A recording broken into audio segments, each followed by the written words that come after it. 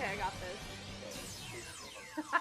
Good morning, everybody. I'm Regina Angley. Thank you for joining us here at the SoCal Midseason Showdown. I've got two really great friends today. I love this Minikyu so much. It is dressed up as a Noibat, I think, or Noibat or Noivern. And it is the cutest thing I've ever seen in my life. But anyway, so we've got 5 rounds for you guys here, and top 8 will get CT, which you know, is something that is a little bit spooky sometimes for people to not know if they're getting. But we've got for you guys, first up, Bentley versus Zachary Nalezny. So Bentley, obviously a master for the first time this year, has been doing really well, has gotten points at almost every single event that he's been to, and has been doing really consistently well. A lot of people here in the SoCal area have been kind of watching him as he's kind of transitioned to the Masters. Zach, kind of like an on-off player. So it'll be kind of fun to see what exactly both of them are going to bring to the table today. Ben going to be on your right side with Yveltal, Xerneas, Stakataka, Tapu Koko, Ludicolo, and Incineroar, and Zach on your left with Toxicroak, Incineroar, Kyogre, Ferrothorn, Duskmane Necrozma, and Tapu Fini. So much like the weather up here right now, we've got a lot of rain that's going to be coming out from Zach's side of the field, and no sort of weather answer on Ben's side, except he does have that Ludicolo to sort of check any sort of Kyogre, which we know is sort of a common check against those. But time is winding down as both players will be going into round 1. So again, we've got 5 rounds for you guys, and what a way to kick off this kind of rainy weather than with a Kyogre, at least in the first game. I am definitely going to be in love with this Mimikyu for the rest of my life. So, Ben's leaping that Tapu Koko and Ludicolo, so bringing in terrain and bringing in that Ludicolo for fake out pressure, as we've got Duskmane Necrozma and Incineroar on the field for Zach's side. Electric Surge from Tapu Koko going first, obviously being a very fast Pokemon, as we've got that Intimidate going into both of Ben's Pokemon. Not very important, as most of these Pokemon are, you know, special attackers. Volt Switch obviously going to be doing a little bit less damage, but terrain will be boosting it up.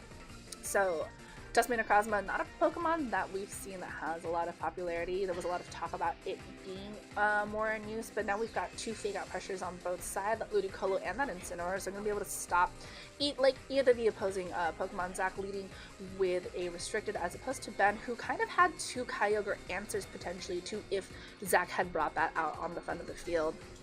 So it'll be fun to see what gets intimidated. But Tapu Koko going to be withdrawn, and we've got Ben bringing in instead this Yveltal, so that Dark Aura going to be boosting any sort of sucker punches or knockoffs, which could hurt the Necrozma, but could also really activate a potential weakness policy, as Fake Out from that Ludicolo with a Life Orb goes into the Necrozma, and Fake Out from Incineroar goes into what was a Tapu Koko, getting a critical hit, but not really mattering right now. Does get a good chunk of damage, though, into that Yveltal.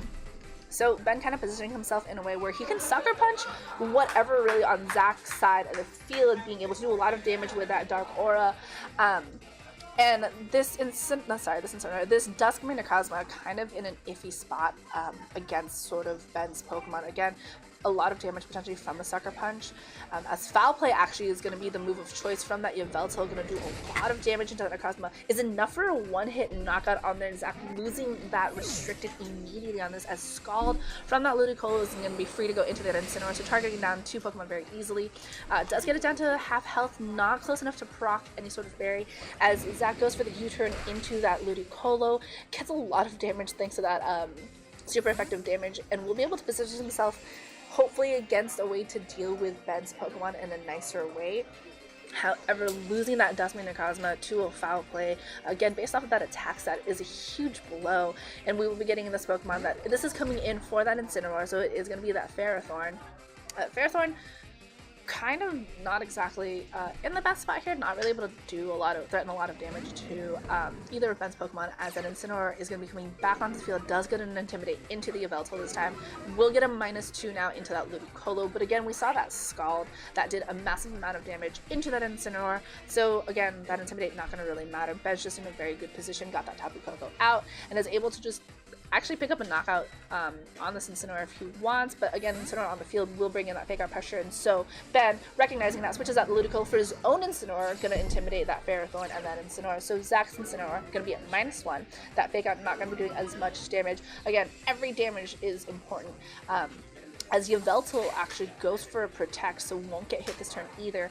Incineroar goes into that protected Yveltal spot, and knock off from that Ferrothorn going to be going into the Incineroar on Ben's side, knocks off the berry for it. Does manage to preserve the Ludicolo though for later on, but now we've got this Ferrothorn who's facing down an Incineroar and a Yveltal. This Incineroar on Ben's side does have the potential to do that fake out again. And the Incineroar here, though, on Zach's side, isn't really able to do a lot.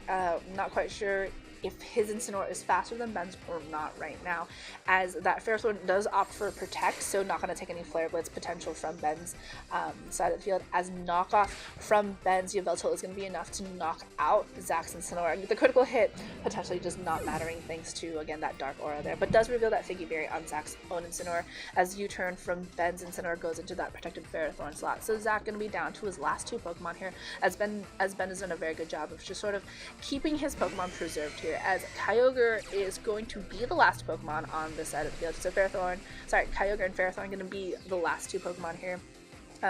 Incineroar, obviously it's Flare Blitz, not going to be doing that much in the raid now, but Ben still has that Tapu Koko in the back, and still has the Ludicolo, both very good answers to this Restricted, which has gained a lot of popularity. I kind of wish it would go away from Southern California right now, because this rainy weather that we had to drive through today was not fun at all.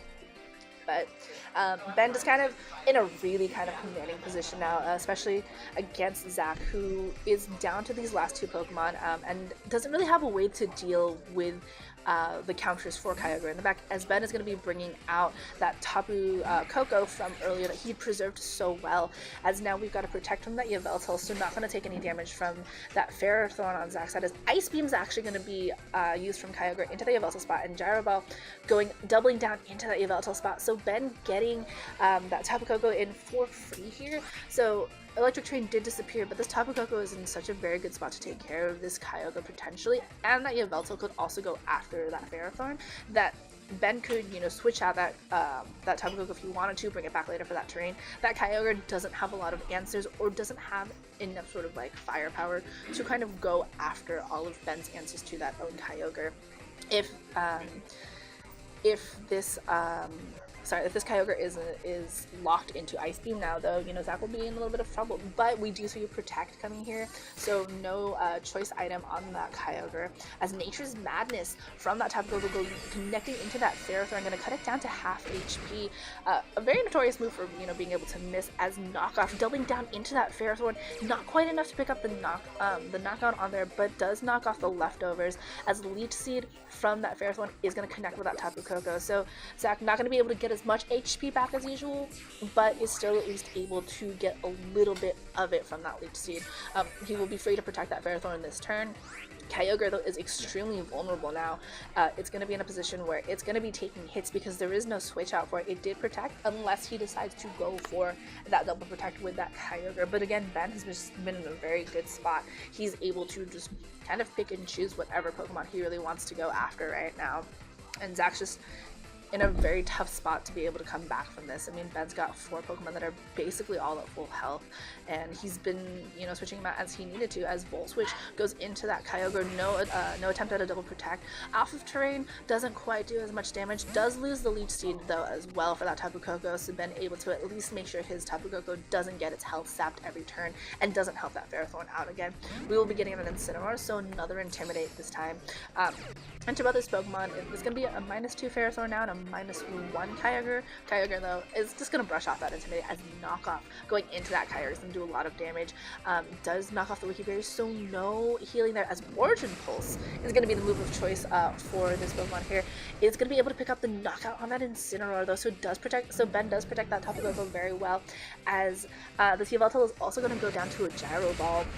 And Ben is now going to be down to his last 2 Pokemon, but that Tapu Koko and that Ludicolo, both Pokemon that are going to be in very good spots to deal with this Kyogre. And we've got the Ludicolo that has that potential for the Fake Out, so it could stop either one of Zach's Pokemon, but that Kyogre is now free to protect again, and Ben will kind of have to decide which Pokemon to go after here. The important thing, though, is that Tapu Koko now has access once more to that electric terrain. It's Volt Switch, and potentially if it has Thunderbolt, Thunder is going to easily pick up a knockout on any Pokemon here. Again, Fake Out pressure from that Ludicolo could kind of stop this Kyogre in its tracks now.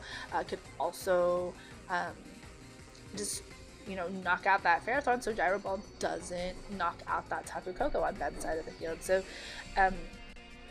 potentially, you know, Ben's still in a better spot here just because of that health and like the speed, but Kyogre going for the Protect on this turn, so not gonna want to get either faked out or hit by any sort of like electric move, as Ice Beam from Ludicolo does pick up the knockout on that Ferrothorn, that critical hit, probably not mattering in this instance as the Life Orb damage also helps boost it. Volt Switch going into that Kyogre spot, which is protected, and we do know that this Kyogre is not a choice item Kyogre, so it won't be any faster than that Tapu Koko, but a very close match there at the end. Ben, though, again, doing a very good job of sort of protecting his Tapu Koko and his Ludicolo, the Pokemon that he had started out with as an answer to that Kyogre, and had managed to at least preserve them to the end when he needed them. So, very good game. Game 1, though, going to Ben. So Zach's gonna have to think about how he can at least potentially preserve that Duskmane Necrozma a bit better, or if he even wants to bring it.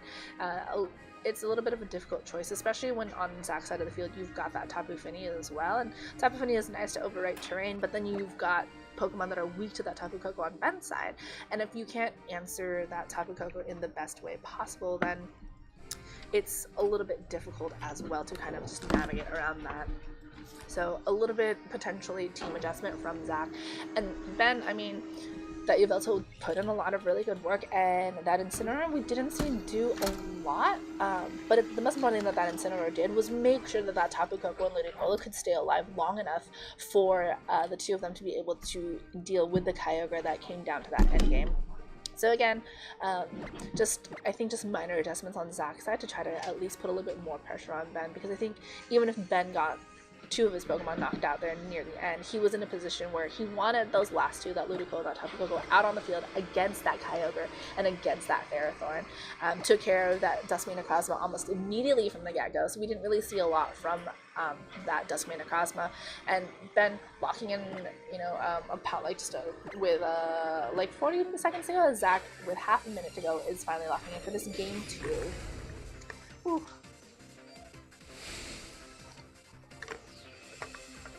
I'm actually really excited to see how they adjust everything, because I think Yveltal is a really cool Pokemon to see, especially with that Dark Aura and the knockoff, like especially in this format when everything's carrying an item. But we've got Ludicolo and Yveltal now as for Ben's lead, as we've got the Incineroar and the Kyogre as Zach's lead. So well, we've got two fake outers here, so we've got the Incineroar and that Ludicolo, both with fake out potential here. We've got the Dark Aura, which we've seen Foul Play and we've seen knockoff from that Yveltal, and we know that at least Incineroar could potentially benefit from that as well. Now, the other thing too is this Kyogre is going to be really threatened by that Ludicolo. Grass Knot Ludicolo, and especially when your damage is based off how heavy the opposing Pokemon is, Kyogre is not exactly the lightest Pokemon out there, and it's going to be dealing massive, super effective damage to a Pokemon like that. So Zach's going to have to really consider that, especially when he knows that he has the slower Fake Out on this field. You know, you've got the potential to double down onto that Kyogre and get it knocked out as well. So, I think Zach's going to have to consider how he's going to preserve this Kyogre and what he's going to do about that Yveltal and that Ludicolo on Ben's side of the field. We know that Origin Pulse can do a lot of damage, not enough to knock out that Yveltal that we had seen from before. However, Kyogre going for the Protect on this turn, gonna not want to take any damage at all from Ben's side, as Fake Out from that Ludicolo goes into the Incineroar actually, and Incineroar gonna be flinching here as knockoff from that Yveltal, gonna double down into that Incineroar. So Ben properly calling that Protect and going after that Incineroar, and this Kyogre and this Kyogre now officially going to be in a really scary position, not going to be able to protect twice in a row unless you're feeling really brave and decide that you want to get that double Protect. So Zach's either have to switch that Pokemon out, or he is going to lose it on this turn, as Ben had properly called that. As Scald actually going from the Ludicolo going to the Incineroar, no switch out from Zach on that Kyogre, is going to lose that Incineroar on this turn. So no more Intimidates here, and we do get a knockoff from that Yveltal, going to knock off that berry that Kyogre is carrying, but we'll be able to at least use Thunder. So 100% accuracy in range, going to connect with that Yveltal, going to do a lot of damage into that flying type it had. Not enough to get it into the red though, does get the paralysis. So it might be important later on for that. That speed is going to be cut and there's that potential for it to not move. So now Ben's going to have to really consider, oh no, I've got to play with RNG here and see if I get to move this turn. As Toxicroak is the adjustment of choice on Zach's field. Toxicroak being a Pokemon that I think a lot of people were surprised to see get a lot of usage, especially having won Oaks Regional from Justin's team, and actually seeing a lot more usage too lately. And I think it was on the Memphis team. I cannot quite remember that, but I think Toxicroak is a Pokemon that I personally was very surprised to see here, but Poison Jab obviously going to do a lot of damage to Ludicolo, and Ben does not want to see that Yveltal go down, and so is withdrawing it is going to send out his Xerneas. So a little bit of an adjustment from Ben to Xerneas, a Pokemon that has been very, very popular here, as we've got a Faint from that Toxicroak, so not quite going to be effective here as there was no Protect from that Yveltal, as Grass Knot does pick up the knockout on Kyogre. So Ben kind of getting in that Xerneas for very minimum damage, and Zach losing that Kyogre on this turn. It's going to be down to his last two Pokemon, so he's got this Toxicroak on the field, and now we've got this Duskmane and Cosmos. So we had seen that the Yveltal from earlier, that Foul Play had knocked it out, but it's in a better position, I think, to sort of deal with both of Ben's Pokemon here. That Xerneas gonna have to really think about when it wants to press Geomancy and set up, because you've got this you've got this Toxicroak here as well. But Ice Beam from that Ludicolo going into that Toxicroak. No freeze, thank goodness there if you're Zach, and then Moonblast from Xerneas, no setup, just going to double down into that Toxicroak, not quite enough to get it down into the red, and a special attack drop, but again, this is a Pokemon that is generally a physical attacker, does go for the Poison Jab into that Ludicolo, picks up the knockout on there, so I think a little bit too late on that Ludicolo, as Trick Room is actually going to be what that Duskmane or Cosmos is going to be using, and Dry Skin actually is going to be recovering the health for that Toxicroak. A fun little thing to use. I think you've got like 2 more turns to be able to benefit from that. As now we've got this Incineroar on Ben's side going to be on the field. Incineroar going to have that Intimidate potential to knock off, and just kind of every single which way he can to deal with both of the Pokemon on Zach's side of the field. The Trick Room is going to be up. And, I mean, if you're Ben, you can just go ahead and, like, knock off that Toxicroak. And, I mean, this Toxicroak is going to be in a pretty bad spot. That damage from that Moonblast was very nicely received, so guessing it probably has that Assault Vest, which is a very popular item. I think the only item I've ever seen on a Toxicroak in this format. So is going to be unable to protect, and if Ben can call that and just knock that out and then deal with that Duskmane Necrozma, I mean, he's got that Yveltal in the back, which, by the way, is paralyzed, which could benefit him in Trick Room, or sorry, benefit Ben in Trick Room at least, if he doesn't get fully paralyzed on that turn with that Foul Play, which we did see again in Game 1 knock out that Duskmane Necrozma from full health.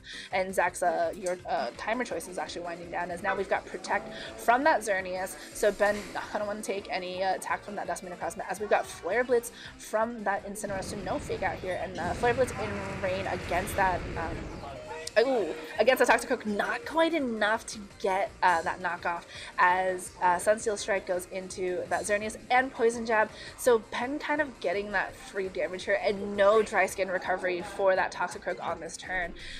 That Xerneas very nicely staying in this game behind that Protect, and Zach sort of trying to double that into it, and Ben making sure that that Xerneas does not get knocked out on this turn, and a little bit of a tough spot now for Zach. We saw that Flare Blitz from that Incineroar did go first, so that Incineroar sort of has its choice to kind of knock out something as it goes for a U-turn into that Toxicroak. We'll be switching into the Yveltal and that Ben has in the back, and I mean this Xerneas is gonna have to, you know, take an attack from this Necrozma, but now we've got a Yveltal who, even with that paralysis, might be able to get a Foul Play that we know can knock out that Necrozma. The Sunsteel Strike is going to be going into probably that Xerneas spot, but now you've also got that Incineroar in the back, who out of break can now do Flare Blitz damage on there, can Fake Out, can knock off.